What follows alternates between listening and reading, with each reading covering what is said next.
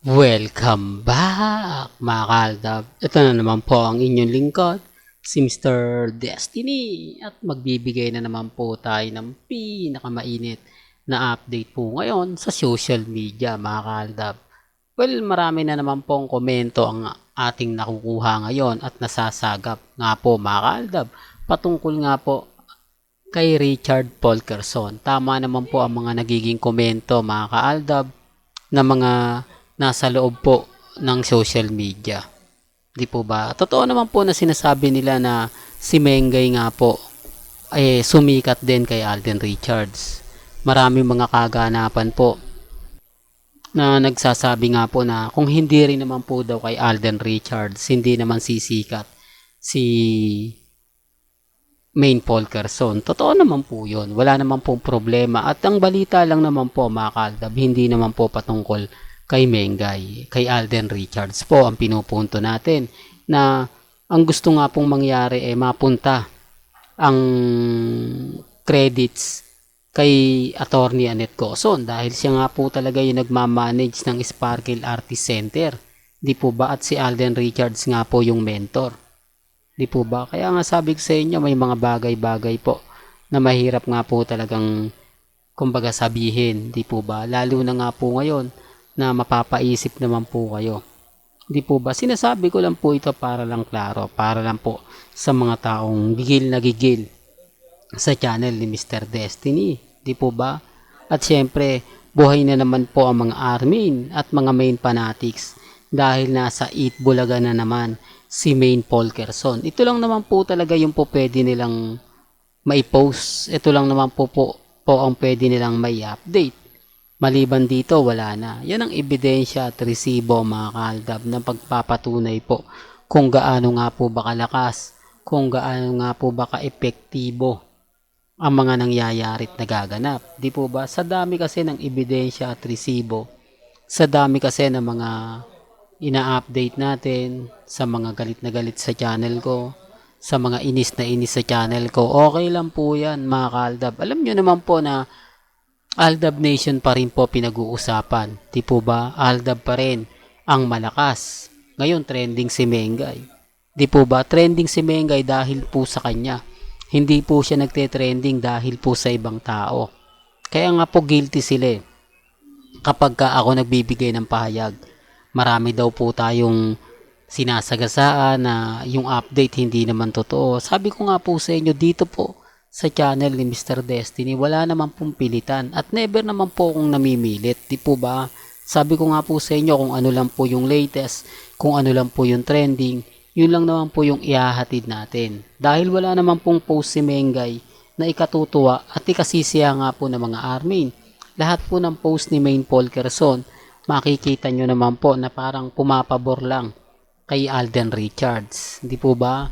Kaya nga sabi ko sa inyo, relax lang po kayo, maging matatag at maging kampante. Pero bago nga po pala natin ituloy etong pangalawang update na to, talagang maiinis na naman kayo o mapapaisip naman kayo.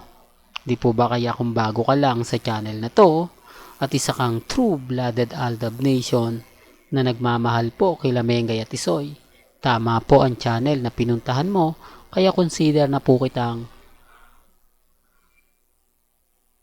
bagong subscriber at huwag mong kalimutang i-share ang mga video po natin sa mga mami, sa mga titas at sa mga senyor. Ito po yung kumakalat na post ng Inquirer.net. Gaya nga po ng lagi kong pinapaliwanag, lagi kong sinasabi, depende pa rin po ito sa mga nakakabasa at nakakapanood. Marami po kasing reaksyon na ano na naman yan, Mr. Destiny? Kumbaga parang ikaw pa yung nagpo-promote. Hindi po, para lang po sa kaalaman ng lahat. Alam naman po nila na may issue nga po si Alden Richards. May issue nga po pala si Catriona Gray at si San Melby na hiwalayan nga po mga kaldab, na mainit. Tapos eto na naman po, may bagong project daw po na gagawin na naman si Catriona Gray at si Alden Richards. Yan ang sinasabi ko mga kaaldab. Di po ba? Palilipasin lang naman nila ng ilang araw yan eh. Real talk mga kaaldab, palilipasin nila mga 3 araw, 4 na araw, babalik po agad-agad. At eto na nga po yung pinaka-latest at pinaka-post na collaboration na naman daw po nila Catriona at ni Alden. At ang mga bali-balita pa nga po dyan talaga na mapapaisip ka. Di po ba? Sila nga talaga yung nagpo-post o nagpo-push para tangkilikin nga po, para suportahan Catriona Gray at Alden Richards. Di po ba? Ba't kaya gano'n, no, mga kaaldab?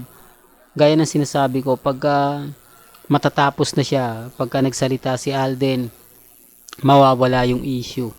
Pero pagkatapos ng 1 linggo, babalik naman. Di po ba? Siyempre, katatapos lang po kay Catherine eh. Ito naman po si Catriona. Ganun po sila kabalanse. Binibigyan talaga nila ng pagkakataon na eto update natin kay ano muna tayo, kay Catherine.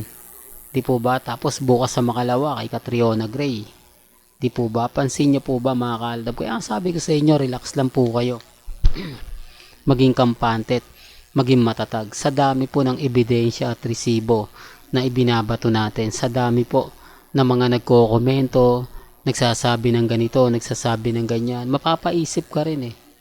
Di po ba? Although sinasabi ng iba na hindi ganito Mr. Destiny, napakarami mong napakarami mong ganito, ganyan, di po ba? Pero sabi ko nga po sa inyo, ako naman po hindi ako nagpapa-affected.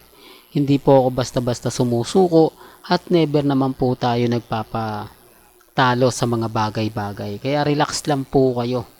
Maging matatag, maging kampante. Sa dami po ng ebidensya at resibo na ihahatid natin. Sa dami po ng mga nagsasabi at nag-aabang na mga update, talaga naman pong mapapaisip po kayo. Di po ba? Kaya relax lang. At yung mga sinasabi po ng iba na, nako Mr. Destiny, napakarami mong mga kaganapan, napakarami mong mga ganito, ganyan. Di po ba? Kaya nga po ako hindi basta-basta nagpapa-apekto. Hindi basta-basta nagpapatinag. Lalo na nga po ngayon na talagang ramdam mo yung presensya ng Aldab. Ramdam mo yung presensya ng mga taong kumbaga gumagamit kina Mengay at kay Alden Richards. Di po ba? Sinasabi ko lang po yung totoo. Well, hanggang dito na lang po ang ating latest updates. Kaya kung gusto nyo pa po ng pinaka-latest at sariwang update, abay syempre, dito lang po kayo tututok sa channel ni Mr. Destiny. At huwag nyo pong kumbaga paniniwalaan kung ano man po yung mga sinasabi at pahayag po nila sa Instagram, sa Twitter, lalong-lalo na po sa Facebook. Grabe po talaga. Sinasabi ko lang po ito para lang po sa kaalaman ng lahat. Hanggang sa muli, salamat po sa panonood at pakikinig.